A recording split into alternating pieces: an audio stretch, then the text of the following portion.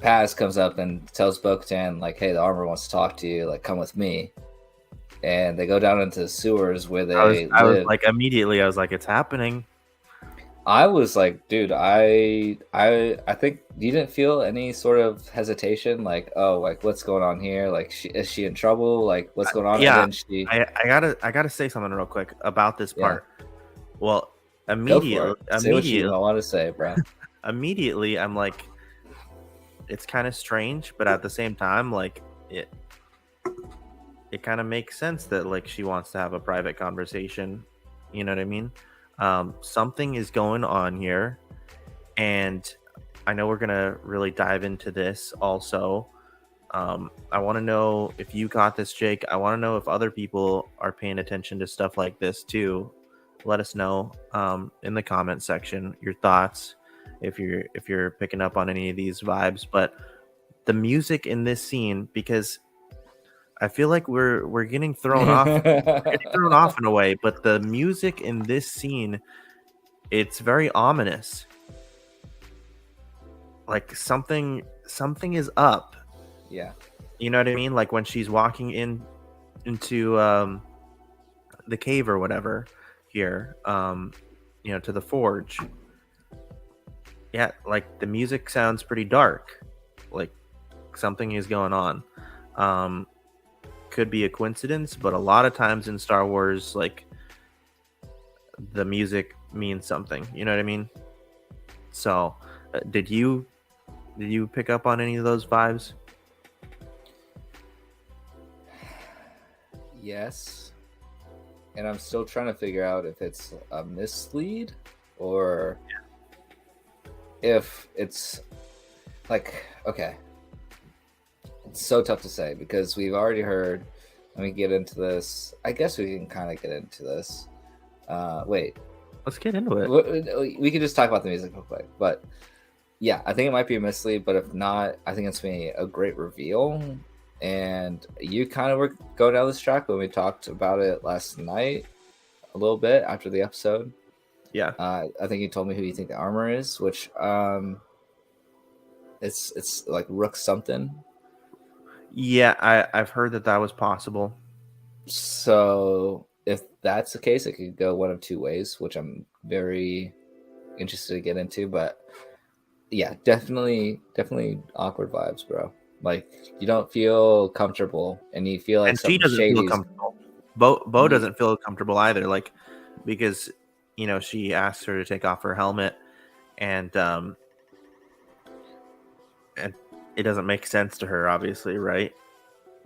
Yeah, she's like doesn't do it, and the armor has to ask like a second time, like sternly, like you're in my presence when I tell you to do something, like do it, lady.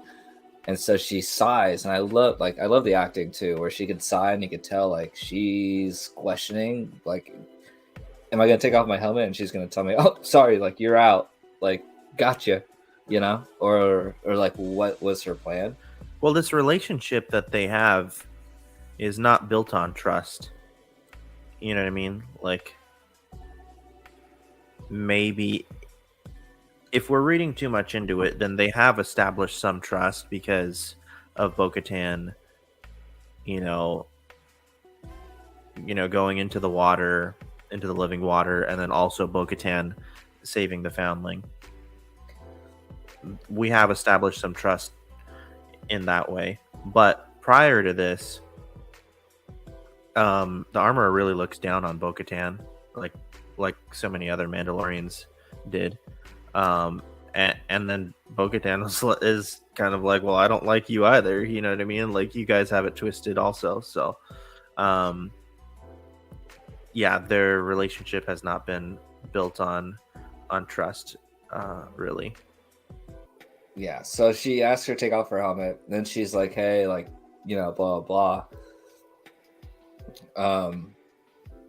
You've walked both ways, and I think it's your time to kind of bring the Mandalorians together. I don't know, Dom. Does she say lead, or is she just like say bring the Mandalorians together? Because I feel like she does say like lead the Mandalorians, but I mean, essentially, yeah. She's going to be the one to unite them, which, again, I don't know if she's just saying that and then,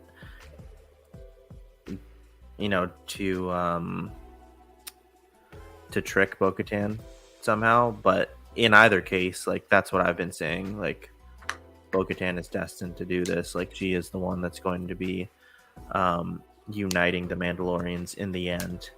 And then, I mean, it's also interesting, and it sort of makes sense too about walking both ways. She's been, that kind of goes back to like the older age of Mandalorians and the newer age of Mandalorians now. Yeah. So you think I'm gonna just shoot my shot here and ask you, I guess. So you think that she's manipulating Bo-Katan? Who do you think it is, the armor? What's her deal right now, do you think? Or what are the possibilities, I guess, that are running through your head about what's going on, like with what she's doing with Bo-Katan? Yeah. Like just spill the tea here, man. Give me your theory. I really don't know if I've like established like a legitimate theory just yet. What are the possibilities? I mean, I've heard that theory about it being Rook, which we see her. She's, kind of higher ranked in the Shadow Collective, Darth Maul's crew of Mandalorians at the end of the Clone Wars, and I believe Bo-Katan and Rook even fight a little bit at the end of that war on Mandalore. So absolutely sick.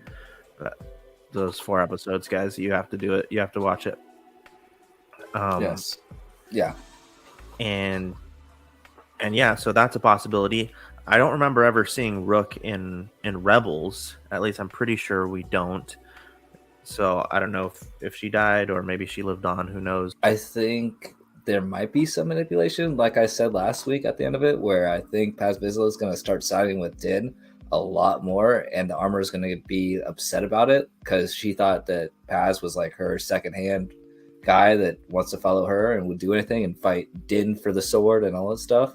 And now she's like, all right, like I don't care about him. Like he's going in a different direction. I'm definitely going to use Bo as like my person to go get the Darksaber to like lead the clan. And basically she wants to be it's like poetry, it rhymes. She wants to be like Palpatine was, kind of like a senator behind the scenes running everything while somebody else thinks they have the power, but she's really manipulating everything to like her advantage to soon rule whatever she wants to do. But anyway, so what? It's tough not knowing more of the armor's backstory. You know what I mean? Because I think she's Rook. Yeah, she has to. But even then, like we don't know. We don't really know the angle exactly. We don't really know all of her motives, like why she does what she does. One of two things, man. Does she want to be the Mandalore, the one to lead all of them? Does she think that she's kind of the chosen one? Okay, so you don't know if it's Rook, but no, I don't. And you think that the armor's a bad person? Probably, yeah. And even when I messaged you about that, I wasn't even necessarily saying that she was Rook. I do think that there's a chance, but okay, let's get into the last part, and then we'll get back to this. But of course, I mean that it's a great last shot. Well, at least we think it's the last shot when we see Bo-Katan, kind of like that. We just see this final shot of her, and she looks determined. So can I ask you something before we get into this last one? Yeah. Just because this is where I really wanted to ask you some questions about what you think is coming up before we get to that, because it just is honestly a Bo-Katan focused question. What do you think's going on? Like, do you think we're seeing her again this season? Do you think that they're setting up a spinoff for her? Do you think that it's going to go quick and that she's going to do her job in like the next episode or two and then have like a final big episode? Like what what do you think's happening with that whole thing? Oh, that's a good question. Yeah. I think that we're probably going to see more of her. I think we're going to see her to the end of the season. Um, but I guess, you make a good point that there is a chance that, um, there's a twist there and then we don't get to see her till next season, which I would be disappointed with that. But um, I wouldn't be too surprised. Yeah, It felt like from the beginning we were kind of going pretty fast. Like we had mentioned, we didn't think they would get to Mandalore so soon at the beginning of the season. So it felt like we were seriously. moving fast, and that was awesome. But then there's been moments where it starts to kind of slow down. Like we lose momentum here with our story a little bit. Hmm. So I'm still loving the season. It's just I feel like certain moments like we're starting to slow down. So I don't know. You could be onto something there. They might slow it down even more and be like, okay, well, Din and Grogu, they're gonna go focus on this side mission for a little bit while Bo-Katan is focused on doing this, and then we'll reconnect and go, take back Mandalore together. Okay, in the, because I in the next season. But I hope okay. not. I was hoping not either, because when that happened at the end of this scene right here, I was like, oh no, like we're not gonna see her again. She's gonna leave. Like this is them announcing, like, oh, she's gone. Like get ready for maybe the spin-off show with just Bo-Katan like running around trying to figure things out, like a Mando season 3.5, without Mando. But and then I start thinking to myself, well, hold up, back up, wait a second. Who's to say that Bo-Katan's not gonna have Din and Grogu and Paz Vizsla go with her on this trip to unite? True. To have someone from like 3 different clans come together and be like, yeah, like we're forming up, like get together, and let's do this. And I think that this is leading into Sabine? Huh? Does she find Sabine? I don't know. Is that the armor? I don't know. We're gonna find out here. Wait, you think Sabine isn't the armor? No. I mean, No, maybe. No, she's too young. She's too young. I know, that's what I was thinking too. But yeah. no, But, do you think Bo-Katan finds Sabine like maybe in the next episode? so that's what's confusing me, because I feel like that would be so quick. I hope that she does, and that's why I almost lean towards a spinoff where, or maybe like this season just kind of ends and they're like, all right, like get ready. Like she's still going to be looking for people, and she's going to find Sabine and bring her in mid-season next season, and then that's when Thrawn's going to be there and Moff Gideon's going to be there, and but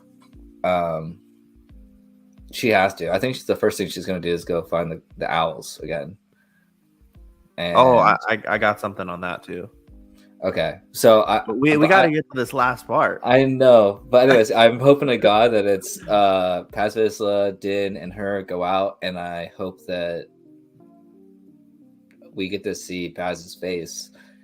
Like that's what I'm saying. If he leaves the armor and travels with them and starts seeing like how they operate and being like, oh, like this is the way. Like we can do certain things, and then him be a little bit more liberated from the cultish kind of like situation he was in before. But so we're gonna see Jon Favreau in the suit. You think? Dude, I mean, what are they gonna do? Just CGI his head onto this big body that's there, bro? Because there's no way that Jon Favreau is that big of a dude, as big as this guy. Like there's no chance that they can do that unless they just like Photoshop his face on this guy. Maybe they'll just move the camera up. Dude, I don't know, bro. I don't know how they're gonna do it. I honestly don't think Jon Favreau's gonna be in the suit. But it's him. Are you sure? Because I've heard a couple times like this season, like they just switched voices for this guy. It's him. It's his character. You sure? Well, it's not him in the suit, bro. I know. Hey, it's not Pedro Pascal a lot of times in the suit. Hey, don't tell me that. I want to believe it. Okay. I know. I was irritated when I found that out. I was so upset. I was like, he's not even an actor. Okay. He's not even doing method acting. All right. What's going on here? He is an actor. He's great. Sometimes. Questionable. Oh, wow. Okay. I don't want to go there. I don't want to go You there. you ever seen Wonder Woman 1984? Okay. We don't. Well, we don't talk about that. Okay. Okay. Although we did do a review on that on the channel at one point. I didn't. Did I? No. Okay. Thank God. Me and the other Jake. Okay. Yeah. Yeah. I watched it. I was like, this is okay. Anyways, getting off track here. Yeah, we are. I was really hoping to see Thrawn inside. I thought that would have been so cool. You know what I mean? Yeah. But he sends out this little droid to go inspect. They do a scan, and obviously Moff Gideon was there, and he's been taken. So Captain Carson, he's been right this whole time. Like something bigger has been going on, and then we come across some Beskar inside the cockpit as well. There's a bunch of different directions you could take it, especially like if you are going to, if we're talking about, okay, which Mandalorians could it have been? But at the same time, this could be misdirect as well. This could be Thrawn and like his tactics, you know what I mean? Like Thrawn is just super clever that way. So that's also another direction, you know what I mean? So I think both are very possible. You think Mandalorians took over? Because I felt like your theory, like, no, dude, like it's definitely Mandalorians that came. I don't know. That's what you were leaning earlier, at least when we talked about it. Yeah, but then I started recently thinking about it being Thrawn, like just like throwing people off. So a lot of times I think about like these theories, and then I think about Disney. You know what I mean? And like, okay, like this might make sense for like how canon could go, but at the same time, like, does this make sense for Disney? Does this make like for the writers to do this sort of thing? Do you know what I mean? Yeah. Because the other thing too is that like,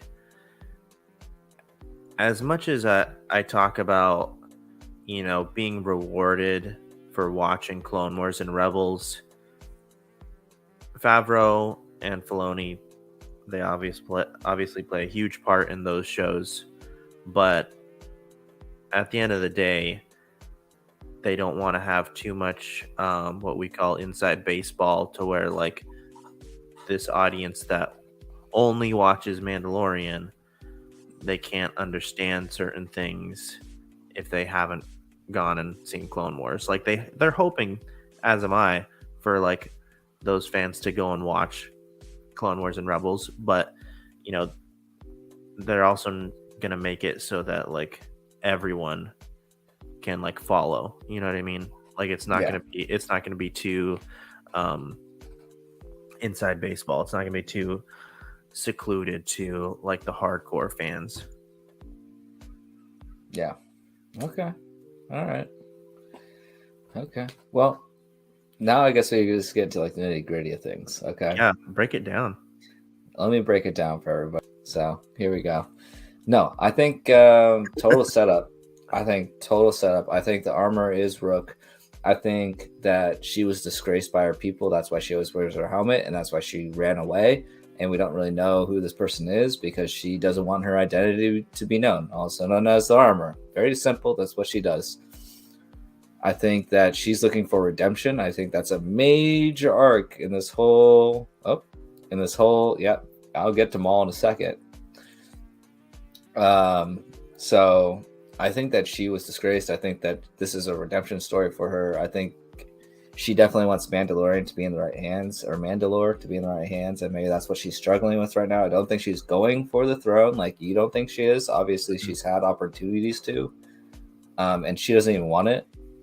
She kind of wants to find the right leader of Mandalore. So I think it's a complete misthrow from her. She already knew who Bo-Katan was when she rolled up to the party. She's like, oh, Bo-Katan, like I fought you on Mandalore. Like I know who you are. And that's kind of why, Bo-Katan actually beat her, like fought her and beat her in that battle. And so she might have a little bit more respect and seeing. Oh, you're saying if it is Rook. If it is Rook, that's how she knew, and she has this kind of respect for her now, where she's like, okay, I can see how you're a good leader. Like your strategies are really good, and I think that you should be the leader. I think complete setup. I think it's Thrawn, and he saved Gideon. We saw those fighter pilots come in episode 2 or episode 3, in the beginning of episode 3, that came in and destroyed Bo-Katan's temple. So I definitely think it's Thrawn that got him out of there. There's no way that a Mandalorian would leave Beskar behind, just laying around. It's like their favorite thing in the world. They're not going to just leave a chunk of it in a ship and then blow it up. That ain't happening. Clear setup. And along with what you were saying, I think this is what you're alluding to with Disney and their plans and stuff. I think that it was definitely a way for the Mandalorians to kind of get blamed for this, to cause division between the Rebellion and the Mandalorians, because Thrawn's a very strategic guy, and he knows that the Mandalorians are a great threat to him, especially if they're linked up with the Rebellion. So it's not only a distraction for the Rebellion and the Mandalorians to be fighting each other, but I also believe that like he's trying to get rid of the forces by having them fight each other. And so when he comes up and he's like, yo, what's up? Like, they're already dwindled, which they already are, because we've seen that in this episode when they go and they don't have enough pilots to back up the planet from the pirates. And so very big setup, I think, for Thrawn. I definitely think he's around. We've already seen his ships, I believe, in episode 3 or whatever. And definitely think it's Rook. And I think that she's more on a redemption path than she is trying to divide the Mandalorians. Like, she wants Bo-Katan to go out and get them. She knows that something else is out there that's bigger than her. Like, she was part of the dark side there for a second, so she understands how they play the game. So I think she's suspecting something coming, and she wants her people to be ready and prepared, because she knows that strength in numbers is a thing, especially for the Mandalorians, because they're such good fighters. But yeah, she was a bit of an extremist, obviously, and that's why she's still kind of an extremist now. I definitely don't think it was the armor. You know what I mean? Because you even that was one of my theories. Maybe the armor did it. That was one of my theories. But it just wouldn't make sense, like, to me personally. Yeah, none of my theories I feel like super confident in, so like I don't feel the need to like speak too much on them. Did my theory make sense, though? Kind of how I'm thinking about everything. And there's supposed to be a conflict, obviously, between Bo-Katan and Din Djarin. We already know this from interviews. I'm sorry, I'm just rambling here, but so there's going to be a conflict, and there's going to be talking and some physical altercation. I think it might be blown out of proportion. You know what I mean? I don't know if it's going to be like them going after each other. I don't think Bo-Katan would do that, no matter how much she is being manipulated to do that. And I don't think Din would fight her. I think Din would just be like, take the saber, dude. Like, I don't even care, you know? So I'm excited to see what that is in the season, but I don't know. What do you think that whole thing is? Like, take the saber and adopt Grogu already. What are we doing here? Yeah. Can't raise this thing on my own. Yeah, I really like your theory. I mean, I prefer it to be something like that, rather than, you know, an actual group of Mandalorians taking him. Yeah, I can't buy into it. I don't know, dude. I think that we are gonna get a reuniting at the end of the season of Gideon and Thrawn, and a reuniting of the Mandalorians. And season 4 is gonna be, I'm not gonna say like I don't know how to explain it. It's just gonna be like a very big lead up to like the end of season 4 and into Ahsoka, because we get Ahsoka, I think, before obviously season 5 at the end of this year. Hopefully, I heard it was delayed. Mm-hmm. But I got a theory. Huh. I do kind of have a theory that I'm a little bit more invested in here. And I don't have a whole lot, you know, to base this off of, but I'll throw it out there anyways. I think I guess my only reasoning here is Gideon, both Gideon and Thrawn obviously have more of a connection to Palpatine because they're both higher ranked within the Empire. And if there can only be one right hand man, it's going to be Thrawn, because no one beats Thrawn. And I think that Thrawn will end up using Gideon, and then in the end, Thrawn will actually kill Gideon. Okay.